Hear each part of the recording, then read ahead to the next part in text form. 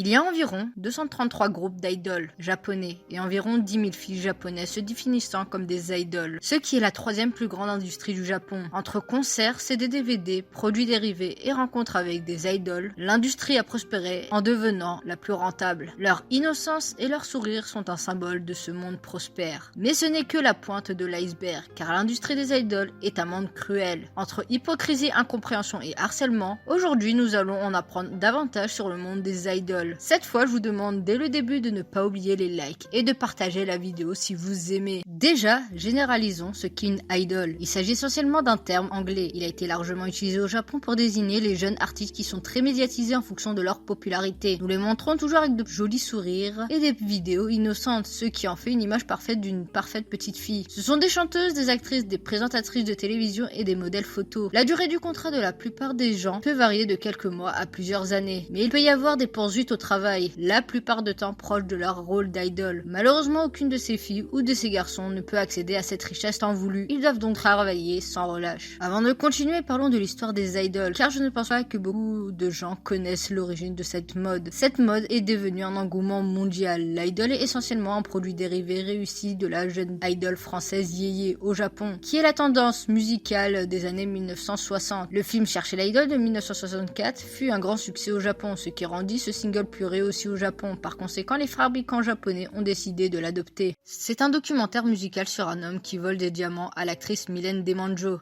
et les cache au cœur d'une guitare. Peu de temps après, il a appris que l'instrument avait été vendu à plusieurs chanteurs très populaires. Il est parti à leur rencontre. Même avec le succès de ce film, le concept existe déjà, comme Hibari Misora dans les années 40 ou The Pin-Up dans les années 50. Mais le terme a finalement été utilisé dans les années 1970 et les premières idoles sont apparues. Cependant, contrairement aux personnes que nous connaissons, les premières idoles étaient des chanteurs pop masculins, pour la plupart des étudiants au niveau collège ou secondaire. Ce qui permet la réussite des idoles féminines sera attribué au succès fulgurant du trio féminin Kanji entre 1972 et 1978, à savoir Ran, Sue et Miki. Le trio a été divisé de manière amicale, ils ont sorti environ 15 albums et environ 20 singles avant que Miki ne se marie. Elle n'était qu'une soliste, tandis que Ran et Sue continuent d'être actrices. Malheureusement, Sue est décédée d'un cancer le 21 avril 2011. Ce groupe a permis la création des Wotogai, de fans, l'une des danses d'encouragement par les fans d'idoles au Japon pour encourager les idoles. On a pu entrer dans une âge d'or grâce aux incroyables réalisations de Sam Matsuda dans les années 1980. Celle-ci a vendu 24 singles entre 1980 et 1990. Quand elle a effectué un duo avec Donnie Wahlberg du groupe New Kids, elle a pu enregistrer 3 albums anglais pour entrer sur le marché international, mais avec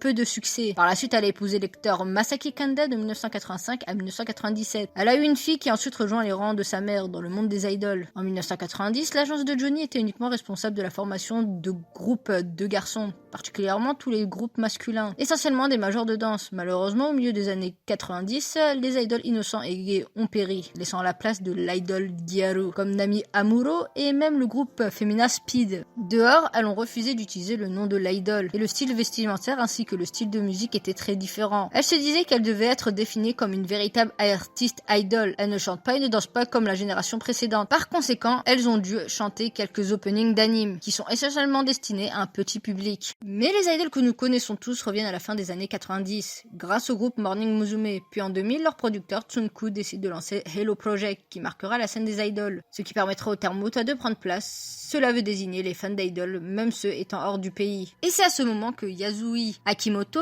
qui s'est fortement inspiré de Tsunku, replie le flambeau vers 2005 avec les IKB48, ainsi que ses groupes dérivés. Il y a une 50aine de membres des IKB48, et ils sont autorisés à tenir régulièrement des concerts dans une salle permanente à Akihabara, et à tenir des réunions de prise de contact. Leur succès a augmenté le nombre de salles de concert et a créé un autre genre d'idol, les Chika Idol, qui ne cherchent ni succès ni argent, et il leur suffit de chanter, de danser, de prendre des photos, de parler, de serrer la main des hommes. Ceux qui sont les plus proches de l'univers en termes d'anime sont Nanabo no Nijuni. La raison pour laquelle je dis ce titre est parce que généralement je ne parle que d'anime, manga et de light novel, donc afin de pouvoir traiter ce sujet d'une manière plus intéressante, on va introduire cela à travers l'un des meilleurs animes d'idol. Commençons Commençons donc à partir de Nanabu no Nijuni. Ce sera une parfaite introduction au monde des idoles. Nanabu no Nijuni est, si vous voulez, un projet multimédia entre Yasushi Akimoto, qui est connu pour être un producteur de disques, parolier et écrivain japonais, ainsi que Aniplex et Sony Music Records, des idoles qui transcendent les dimensions. C'est comme ça qu'est défini le projet. Elle était à la base censée fournir la capture des voix et du mouvement pour leurs personnages, puis elles ont pu se produire en tant que groupe musical. À la base, ceci partait d'une audition pour faire 8 personnages différents, comprenant à la clé un premier CD ainsi qu'un animé. L'audition a commencé le 17 décembre 2016 avec 10 325 candidats et a fini le 24 décembre 2016. Le nom du groupe sera dévoilé le lendemain, le jour de Noël, non choisi car il s'agit d'une approximation du chiffre pi, qui est un nombre irrationnel ainsi que transcendant. Leur premier concert se fit le 16 juin 2017 et l'adaptation animée fut annoncée lors de leur premier événement en direct le 22 juillet 2017. Et même pas un mois plus tard, leur premier single sorti, Boku wa Sonzai Shitei Nakata, avec des dessins de Yukiko Horiguchi pour la jaquette, et le clip fut animé entièrement par Tatsunako Production. Ce projet et la promotion de l'ensemble du groupe ont bénéficié du réseau social personnel de chaque personnage et même sur YouTube. Malheureusement initialement destinée à être la seiyuu de Nicole, Mei Anakawa a rencontré de graves problèmes de santé et elle a dû se retirer le 11 décembre 2019, ce qui fit qu'ils eurent désespérant besoin d'Uta Kawase pour devenir un nouveau membre ainsi que seiyuu pour Nicole. Enfin parlons de l'anime afin que nous puissions comprendre la question en profondeur. L'anime est un anime pour la saison d'hiver produit par A1 Pictures. Il a été licencié par Wakanim. Le réalisateur de lui a été engagé dans des choses assez intéressantes, comme Made in Abyss, Tate no Yusha ou Cowboy Bebop Tengoku no Tobira. Comme tous les animes d'idoles, nous les suivons dans leur quotidien. Cette fois, ce n'est pas des idoles de lycée comme Love Live, mais une idole choisie par une agence. Mais cette fois, tout le monde ne le sait pas. Certaines personnes n'acceptent pas d'être des idoles, car oui, les idoles sont choisies à la foulée. L'agent trouve une jolie fille. Il lui donne la carte et leur dit « T'inquiète, tu es belle, tu peux être une idole tant que tu fais juste les sélections, puis on verra. » Donc en gros, elles sont particulièrement ciblées sur leur physique. Tandis que la seconde option, c'est des appels pour des volontaires qui veulent devenir des idoles. Donc des auditions, des danses, des chants, des interviews, etc. seront menées. Pour le coup, dans Nanabu no Nijuni, c'est encore une autre manière. Celles-ci ont été contactées directement par l'agence pour qu'elles deviennent idoles. Même si on comprendra plus tard que c'est l'option de l'audition assez tordue qui a fait qu'elles ont été choisies. Nanabu no Nijuni n'est pas seulement centré sur la représentation de l'idole, mais aussi sur la face cachée des idoles. Chacune ont des réticentes, ont peur, mais surtout ont des lacunes. Les idoles sont donc surentraînées. Elles doivent être parfaites. Mais nous voyons que toute cette parade qu'elles doivent suivre sont ordonnées la plupart du temps par les dirigeants. Car oui, tout ce qui font les idoles sont obligatoires. Tout est dans le marketing. Par exemple, dans l'épisode 7, plusieurs membres sont malades. Un membre devra composer le travail des autres membres, même si cela signifie du surmenage et la maladie. Nanabu no Nijuni est une réalité terrifiante. Le récit semble être heureux, mais il véhicule bien la réalité de l'idole. Et je m'expliquerai en traitant chaque épisode et ses personnages. L'épisode 1 est la création du groupe de manière inattendue. Personne ne sait que leurs personnalités sont différentes dans la vie réelle. En fait, il y a quelques filles avec des personnalités complètement différentes qui permet d'avoir un excellent liste marketing fiable, ce qui permet l'expansion des activités commerciales dans une gestion plus ciblée. Le groupe IKB48 utilise cette technologie avec brio, ce qui augmente les fantasmes de chaque femme et maintient la fidélité. Afin de continuer vers l'épisode 1, celui-ci révèle la question: si l'un d'entre eux refuse, que se passerait-il? En fait, il serait remplacé dans la vie réelle. Plusieurs membres ont été rejetés auparavant, prenant un potentiel utilisable. Mais c'est absolu dans Nanabu no Nijuni. Même si on ne crée pas de groupe, il faut prendre cette mesure, car c'est très important pour le groupe. De plus, l'éthique de cet épisode est quand même poignant. C'est une future idol qui critique le monde des idoles. Je ne suis pas venue pour vous. Je déteste les adultes, avec leurs choix, leurs ordres, leurs pressions. Je hais leur égoïsme. C'est pareil pour les idoles. Faire semblant de rire, remuer le popotin en tenue à froufrou, c'est stupide. Selon elle, les dirigeants est une personne impitoyable qui veut juste le faire sur le dos de ces jeunes filles. Elle joue un rôle triste et crée un personnage qui n'est pas elle, pour satisfaire le fantasme de jeunes filles pures pour les fans. Lors d'une interview de Nippon.com avec Monsieur Kasai Kunitaka, avocat coprésident de la Japan Untrade Right Association, protégeant les droits des artistes de l'industrie du divertissement ainsi que producteur d'un groupe d'idoles, celui-ci devait traiter le sujet de Chica Idol. La partie que j'ai gardée parle du problème qu'il y a avec cette nouvelle mode. Les adolescentes qui rêvent de devenir des idoles s'inscrivent sur des sites qui compilent les calendriers des auditions à venir. Mais seule une poignée de candidates se trouve au final en mesure de choisir librement leur agence. Les autres, après plusieurs échecs, risquent de s'inscrire auprès d'agences souvent mal attentionnées qui les empêcheront de démissionner, et les jeunes se retrouvent victimes d'abus d'autorité ou de harcèlement sexuel. Certains contrats permettent à l'agence de punir un membre par exemple en l'interdisant d'activité dans l'industrie du divertissement pendant 6 mois après sa démission, etc. D'autres prévoient le paiement de pénalités de 1 ou 2 millions de yens en cas de rupture de contrat. Certains cas existent où des punitions financières ont été exigées en cas de retard sur le lieu de travail. D'autres encore interdisent aux membres de communiquer leurs coordonnées entre elles de façon à les empêcher de s'unir contre l'agence. Des agences poussent ainsi les membres à rivaliser entre elles afin de promouvoir les ventes. Je vais parler de cette question en profondeur tout au long de la vidéo, car j'en ai encore sous la main, mais en gros nous parlons de certains producteurs qui sont désireux d'obtenir des fonds et doivent avoir le contrôle de leurs propres mains. Ainsi leurs idoles doivent obéir à leurs doigts et à leurs yeux. Dans l'épisode 2, ce sujet aborde d'abord la formation, la sélection des rôles si elle doit se poursuivre et les sacrifices que certaines personnes doivent consentir pour atteindre ce rôle. Cet épisode peut comprendre si l'équipe va continuer. Le signe pour moi est que personne ne peut rivaliser. Ce choix a été fait sans la suggestion de l'idole, même si cela peut les blesser au plus haut point. Le 3e épisode, le premier concert, les derniers arrangements, comprend également la divulgation de leur nouveau travail aux parents. Cette expression peut détruire toute la famille. Le stress peut faire s'effondrer tout le monde, surtout le cœur de la chose. Comment gérer le premier spectacle ? Le concert est capricieux. Comment garder une bonne impression sans endommager quoi que ce soit ? Un moyen de savoir si ce sont des idoles dans toutes les situations, quitte à rompre, pleurer et penser que ce concert sera le dernier. Dans cet épisode, les idoles joueront le rôle que l'idole devra jouer pour que les fans puissent l'étiqueter. Petite sœur, grande sœur, tsundere, kudere, etc. L'épisode 4 est un peu comme l'épisode 3. Le plus important est de savoir comment gérer à tout moment les changements de la vie. L'épisode 5 reste toujours convaincant en montrant que l'idole doit avoir quelque chose à dire sur elle-même et sa vie privée doit être révélée à tout le monde. En plus du groupe formé à la hâte, elle n'en sait pas assez sur la vie privée des autres. Or, tout le monde doit se connaître, limite au voyeurisme malsain. L'épisode 6 concerne d'autres contenus sur les femmes au travail, que j'ai proposé à travers ma vidéo sur Hagure Idol. L'une des héroïnes n'a pas accepté de montrer ses formes dû à un shooting photo sur la plage obligatoire. Sinon, le shooting photo serait détruit. Cet épisode est malsain. Le personnage est mal à l'aise et ne comprend pas pourquoi ce genre de photo est obligatoire. Elle se fait culpabiliser par les autres. Certaines institutions malsaines sont prêtes à harceler leurs idoles afin de prendre des photos audacieuses pour eux, afin de faire fantasmer les otaku de plus en plus sur leur idol préféré. La chose la plus importante dans l'épisode 7 est de montrer l'énorme travail que les idoles doivent faire tout au long de la journée. Même si cet épisode est largement salué pour sa forme poignante, l'épisode 7 n'a pas beaucoup d'informations sur le monde des idoles ou tout simplement en tant que critique.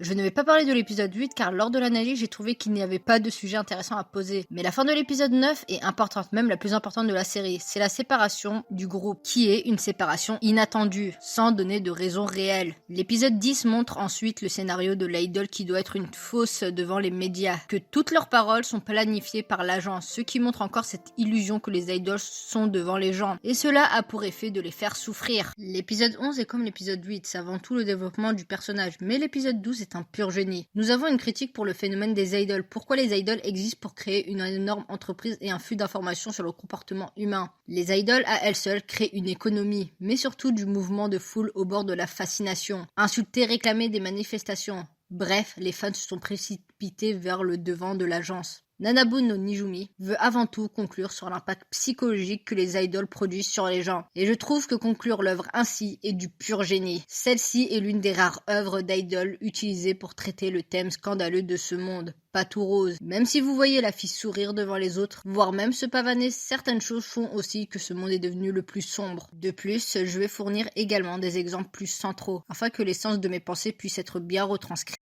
Le premier exemple fut le suicide de Honoka Omoto, le 21 mars 2018, à l'âge de 16 ans, alors qu'elle était membre du groupe Enoha Girl. Le groupe est originaire de la préfecture d'Ehime au Japon, qui aborde avant tout le monde de l'agriculture. Par conséquent, comme toutes les idols régionales, elles devaient promouvoir leur régionalité à travers des concerts et des événements. Cette nouvelle a choqué ses fans les plus fidèles, ceux-ci n'ayant rien vu venir, car Honoka a montré un grand sourire quelques jours avant de se suicider. La direction de Enoha Girl est restée silencieuse sur ces nouvelles, et le groupe fit une pause le 23 mars 2018. Mais un nouveau facteur pourrait changer la donne. Honoka se serait fait trahir par son directeur, ceci encourageant son action irréversible, comme témoigna une amie proche de la défunte. Les funérailles de Honoka eurent lieu dans la préfecture de Matsuyama le 26 mars, la direction n'ayant pas expliqué la raison de la mort de Honoka pour respecter les souhaits de sa famille. Une autre histoire s'est produite au début de 2013, lorsque l'idole de 20 ans, Minegichi Minami, était membre du groupe le plus populaire du Japon, AKB48, et elle a été surprise quittant l'appartement d'un chanteur. Afin d'éviter d'être rejetée, elle s'est même photographiée face à la caméra, se rasant la tête et s'excusant dans la vidéo, ce qui a causé un grand inconfort chez les fans du monde entier. De plus, un autre événement moins important a également fait sensation. Mais en réalité, nous n'avons pas d'informations sur les acteurs de l'affaire, car ils étaient cachés par les médias. Nous savons seulement qu'il s'agit d'une jeune fille de 17 ans, qui a été condamnée à 650 000 yens, environ 4 780 €, par le tribunal de Tokyo pour rupture de contrat. Mais qu'en est-il de ce contrat ? Hommes ou femmes, les idoles ont une clause, leur interdisant d'interagir avec le sexe opposé. C'est-à-dire qu'à cause de nos chers fans, tant que vous êtes dans le groupe, il n'y a pas de petit ami. Dans la plupart des cas, les fans d'idoles sont des hommes, généralement plus âgés que l'idole elle-même.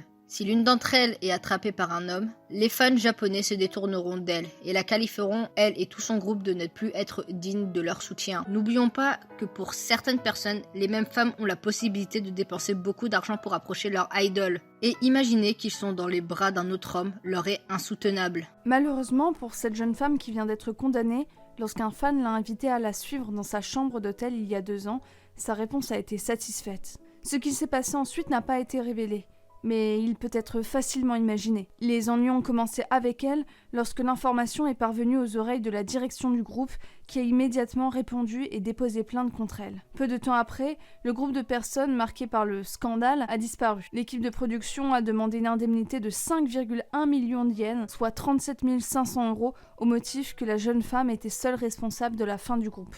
Cependant, un événement va tout bouleverser, et à en juger par Katsuya Hara, il est partiellement conscient de la logique derrière la mentalité de la société de production. Il a déclaré « Les fans veulent conserver l'image authentique de leurs idoles. » Cependant, le juge Hara a ajouté dans ses remarques finales « C'est le droit à l'autodétermination d'enrichir la vie par l'interaction sexuelle. La communication avec le sexe opposé est le seul moyen de rechercher le bonheur. Même compte tenu de la situation particulière du statut d'idole, ces interdictions sont trop. » Le juge Hara a expliqué que si la femme choisissait de vivre avec son petit ami uniquement dans le seul but de nuire à la société, il jugerait que cela profiterait à l'institution. Mais incapable de prouver cette intention, il a rejeté le procès. Des avocats spécialisés dans les différends entre les idoles et leurs producteurs, les défenseurs des lois du travail et même les membres de la Commission japonaise du commerce équitable ont demandé des amendements à la loi et promu des conseils juridiques afin que les jeunes artistes puissent mieux négocier leurs contrats et défendre leurs droits, pour leur donner plus de liberté dans une gestion que la société de production peut actuellement contrôler. Et malheureusement, ce n'est pas les seuls scandales majeurs.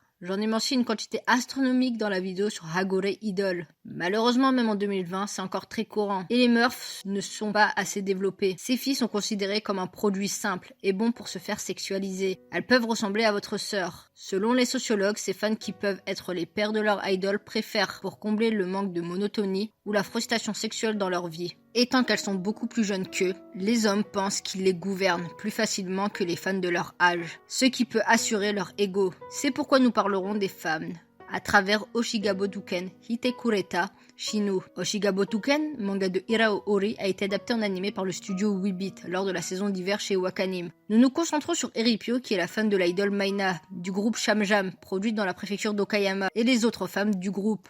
C'est l'une des rares œuvres à parler des fine idols, mais cette fois-ci sans les caresser dans le sens du poil, même en les exagérant au possible également avec le rôle d'Eripio. Les fans sont bien représentés par la vidéo que nous nous faisons lors de la lecture dans plusieurs forums, magazines et même des livres commandés. Les fans sont une faction, ils considèrent les idoles comme des déesses qui doivent être élogées. Tout leur argent ira aux CD, magazines, photos, etc. de leur idole préférée. En outre, Oshigabotuken a également condamné certaines choses. Par exemple, comme avec l'histoire de la jeune fille de 17 ans qui sort avec un fan, une fille du groupe Sorane sera accusée de sortir avec un homme, sans preuve. Et ceux qui ne regardent pas plus loin vont harceler, insulter et cesser de suivre celle-ci. Résultant une sale réputation jusqu'à ce que presque tout le monde arrête de la suivre. Ils sont jaloux, ce qui est mauvais pour l'entreprise. Dans le monde réel, ceux qui ont dérogé à cette règle de base ont été obligés de s'excuser publiquement. et leur carrière a pris fin. On a aussi une représentation dans le film d'animation Perfect Blue de Satoshi Kon en 1991. Nous suivons Uma, une ancienne idol qui se convertit en actrice, à la différence qu'après sa reconversion, elle reçoit des menaces et les événements deviennent plus effrayants, devenant immoraux ainsi que des persécutions physiques. Un excellent film qui s'adapte bien au concept de fans extrêmes. Je vous conseille de le voir si vous voulez en savoir plus sur le monde sombre des fans d'idoles. Les fans ont le plein pouvoir sur les idoles, ce sont eux qui font de l'argent pour eux. Si l'une des idoles ne leur plaît plus, alors l'idole a peu de chances d'apparaître sur le devant de la scène. Ce système est très intelligent, plus les fans mettront l'argent sur le CD, car nous pouvons voir des vidéos des fans avec une centaine de CD, et tant que cela augmente la position du podium de leur idole préférée. Alors elle peut même devenir un leader et remplacer le leader actuel. Or, ce système exerce beaucoup de pression sur l'idole, l'obligeant à se rendre de plus en plus parfaite et même pouvant faire des coups bas. Je vous en ai déjà parlé dans ma vidéo de Hagure Idol, l'histoire de Maho Yamaguchi de NGT48 qui a été harcelée par des fans parce qu'une fille de son groupe était jalouse. Elle a dû s'excuser auprès du public pour sa violation, ce qui a provoqué beaucoup de controverses. Les idoles dans Oshigabo Touken sont des Chika Idols, ou les idoles souterraines, qui doivent comporter le plus d'agences malhonnêtes. Et Tsubasa Minmin, ex-Chika Idol, active aujourd'hui en tant qu'auteur-compositrice-interprète, avait répondu à une interview. Tsubasa Minmin était une collégienne. À cette époque, elle était attirée par AKB48 et tenta à 2 reprises de participer à l'audition de SKI 48, l'une des groupes appartenant à AKB48, dans la région de Nagoya. Échouant, elle a signé un contrat avec une agence de Chika Idol. Le groupe dirigé par son agence était composé de 10 jeunes filles âgées de 12 à 23 ans. Tsubasa Minmin, qui était mineure à l'époque, a participé à une conférence d'information organisée par l'agence avec ses parents. On leur a dit que l'agence ne pouvait pas actuellement payer les frais. Mais une fois l'équipe réussie, le contrat sera modifié pour payer les frais à l'avenir. Dans un avenir proche, seuls 5000 yens de frais de transport sera versé à chaque artiste pendant chaque mois. Tsubasa fréquentant donc une école de musique du matin au soir, tous les jours avant de se rendre à la salle de concert. Cela l'a donc amenée à rentrer chez elle vers 23h tous les soirs. Le samedi et le dimanche, il y avait 3 concerts par jour, de 9h30 à 23h. Comme il était impossible de se livrer à de petits travaux alimentaires, cela n'était pas suffisant pour les frais de transport, ce qui l'obligeait à marcher de Roppongi à Shibuya au lieu de dépenser 200 yens dans le train, devant d'ailleurs payer une simple boulette de riz pour tous ses repas. Son manager lui a dit que tous les revenus étaient utilisés pour les frais d'exploitation. Certains membres sont là comme s'ils étaient dans un club de lycée. Tsubasa n'était pas comme ça. Je me donnais à fond pour que le groupe connaisse le succès, pas par simple appât du gain.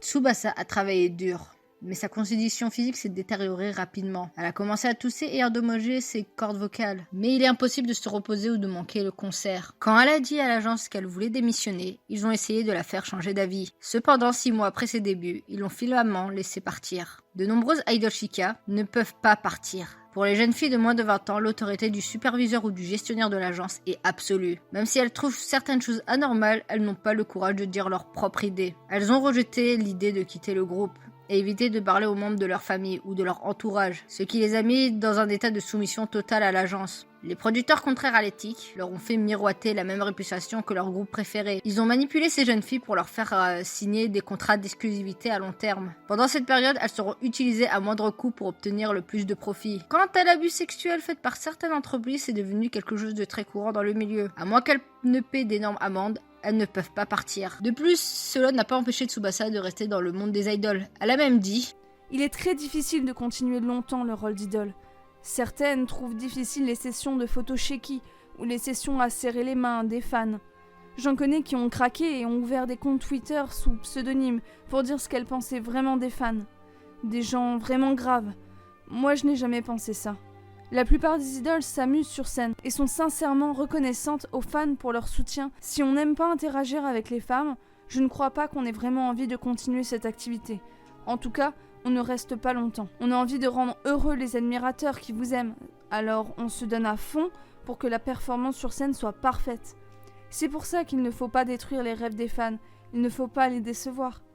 Et donc c'est normal qu'on ne puisse pas avoir de relation avec un garçon, fan ou pas. Par conséquent, la société considère les idoles comme des biens, tel un investissement à faire augmenter de façon croissante. L'attrait des hommes adultes pour les jeunes filles qui portent toujours des vêtements super sexualisés révèle un autre aspect malsain de l'industrie. Au Japon, les hommes fantasment sur les jeunes filles sans parler des mineurs. Donc malgré la pression internationale, il est difficile de lutter contre la pornographie infantile et la pédophilie au Japon. Mais maintenant, par rapport à d'autres animés idoles, par rapport aux 3 animés que j'ai déjà mentionnés, elles visent avant tout le média mix. C'est-à-dire que dans la culture et le divertissement japonais, années, le média mix est une sorte d'adaptation stratégique de diffusion de contenu sous différentes formes. Différents médias de diffusion, jeux vidéo, téléphone, jouets, parcs d'attractions, etc. Grâce à la fidélisation dont fait preuve les animés en proposant l'idole préférée de chaque fan, notamment parce que Love Live compte une bonne centaine de figurines. Les animés sont d'abord et avant tout un moyen de rassembler le public, afin de les redistribuer à d'autres parties de la licence. Cela permet aux fans de l'animé de découvrir l'animé, puis certains d'entre eux rejoindront les fans de la franchise, des groupes d'idoles. Par conséquent, même si l'animé lui-même n'est pas rentable, ce n'est pas forcément grave, car dans un sens plus large, il amènera les gens, apportant ainsi de l'argent dans le cadre de la licence. Les deux sur le podium qui se battent souvent, Love Live et Idolmaster, sont de véritables trésors qui peuvent faire des affaires juteuses, et ont gagné la fidélité des gens dans une large mesure. Et pour les deux, certains endroits sont devenus un véritable lieu de culte pour les fans et une véritable destination touristique pour tous les fans du monde entier, permettant de faire tourner l'économie de la région. Par exemple, nous avons pour Love Live le sanctuaire de Kanda à Akihabara, qui est devenu un lieu de pèlerinage, lieu où Nozomi a travaillé. Malheureusement, on sait que ces deux bases de fans sont très mauvaises, et certains accidents majeurs se sont produits, tels que des combats, des sites cultes saccagés et leurs guerres habituelles, ce qui rend les fans d'idol encore plus abominables. De plus, les autres animés d'idol sont encore très basiques. Toutes ces animés sont d'abord destinés à promouvoir le développement du groupe, alors ils vendent beaucoup de goodies et des CD pour maximiser l'argent. Nous pouvons avoir des critiques de la société ainsi que l'influence qu'ont les idoles au Japon, mais ce n'est pas si mature.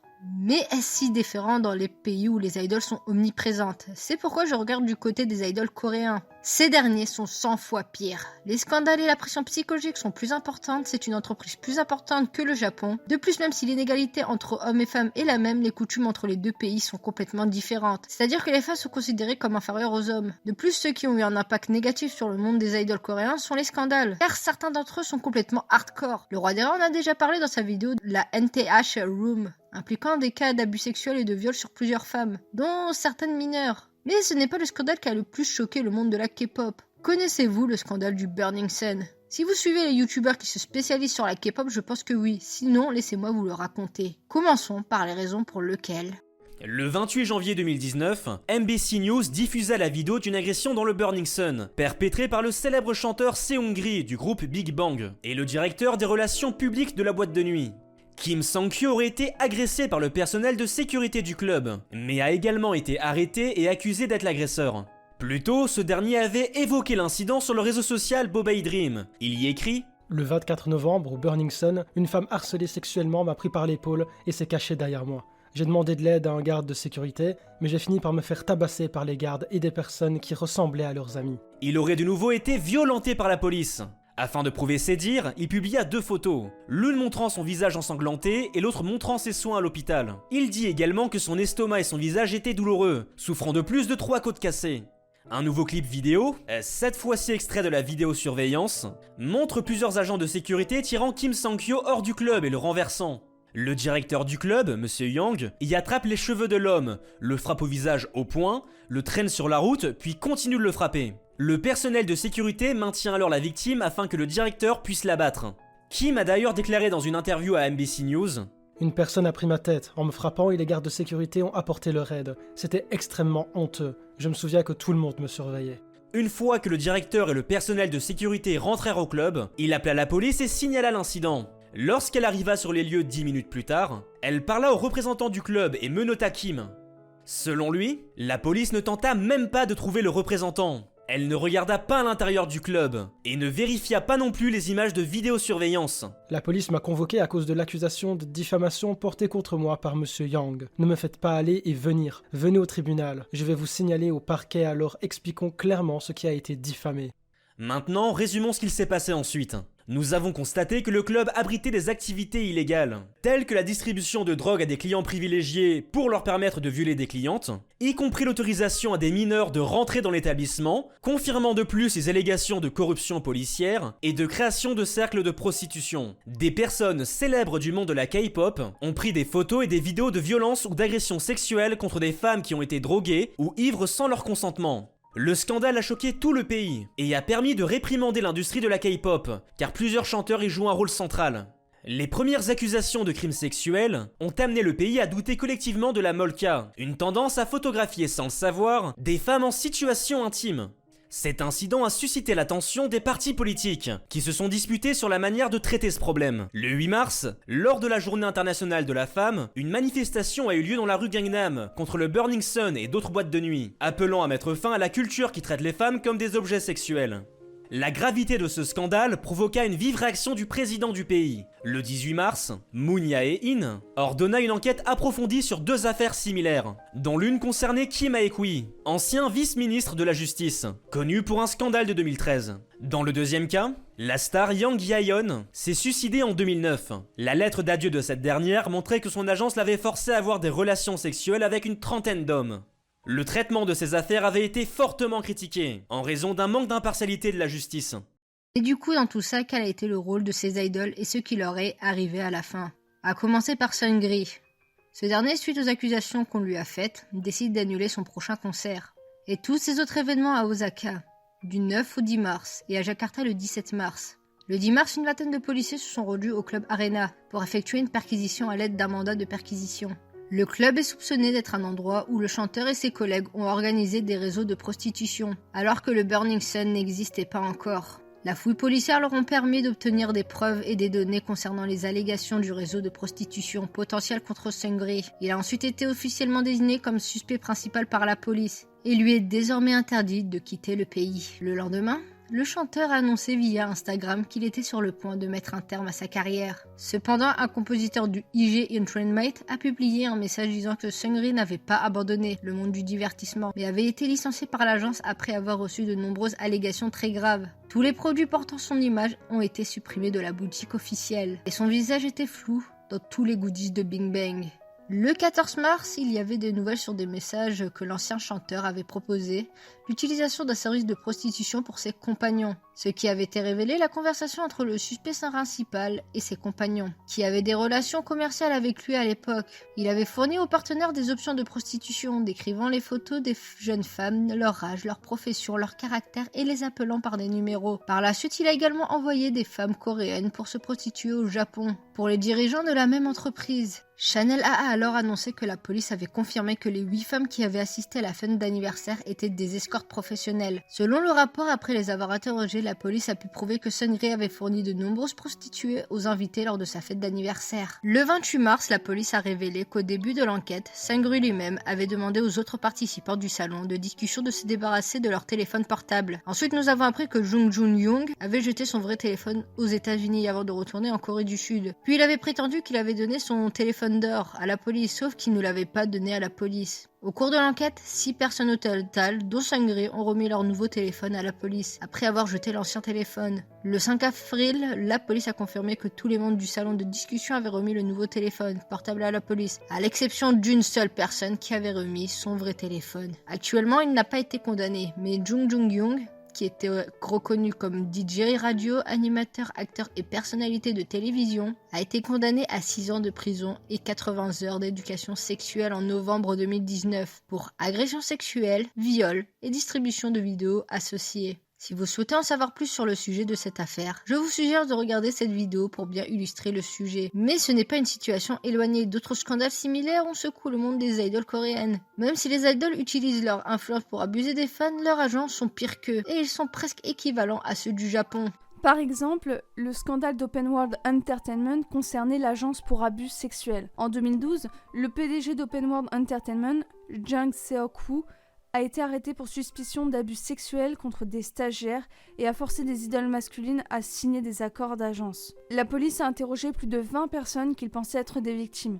La police a cru, par son rapport, que l'agression sexuelle avait eu lieu dans le sous-sol de l'entreprise. Alors que l'enquête se poursuivait, ils ont trouvé des preuves que Jung Seok-woo les avait anesthésiés et les avait violés depuis 2010. La police a également trouvé des preuves que le PDG avait forcé certains idoles masculines à participer aux abus. Au début, Jung Seok-woo a nié toutes les accusations, mais a reconnu depuis lors avoir commis certains crimes. Au final, il a été accusé d'avoir drogué et agressé sexuellement 11 internes, dont certains étaient mineurs au moment de l'agression, et a été condamné à 6 ans de prison en 2013. Il y a même un scandale qui rappelle des scripts de hentai. Là est le scandale de la sextape de la chanteuse Baek Jin-young, qui a remporté le titre de meilleure chanteuse Omnet Asian Music Award. À la suite de Baek Jin-young, son agent a filmé la chanteuse couchant avec lui en 2000. Lorsque la bande vidéo a été gardée par le manager pendant un certain temps, elle a essayé de changer d'agent, mais il l'a menacée avec la cassette. Quand elle n'a pas branché, il a divulgué la vidéo. Cela a provoqué une forte protestation publique et l'a amené à décider de quitter le monde de la scène pendant 5 ans. Qu'il soit japonais ou coréen, le monde des idoles est affreux. Même s'il crée du divertissement, certaines personnes sont maltraitées par leurs agents, comme l'incident de Weinstein au State. Mais pire encore, car elles doivent s'excuser au Japon, ou encore au Corée du Sud, certaines idoles vont abuser grâce à leur réputation, leurs fans. Fondamentalement, le monde des idoles est comme l'internet. Nous avons la partie normale, tout comme la pointe de l'iceberg, et la face cachée de l'idole, qui est le dark web. Ce qui est essentiellement tout ce que les médias nous cachent. De plus, ce monde retranscrit parfaitement la situation des fans dans leur pays, et l'argent est le premier à manipuler les gens. Par exemple, en Corée du Sud, la police ferme les yeux pour un peu d'argent. Bref, il y a de plus en plus de secrets dans ce monde, et les animés préfèrent attendrir les choses, sauf les hentai qui nous montrent parfaitement ce monde. Par conséquent, dites-moi sincèrement ce que vous avez pensé de cette vidéo en commentaire. Je tiens ainsi à remercier toutes les personnes qui m'ont aidé pour la vidéo en prêtant leur voix. N'oubliez pas de liker et partager cette vidéo en masse, de vous abonner à la chaîne, et on se retrouve pour une prochaine vidéo. A plus.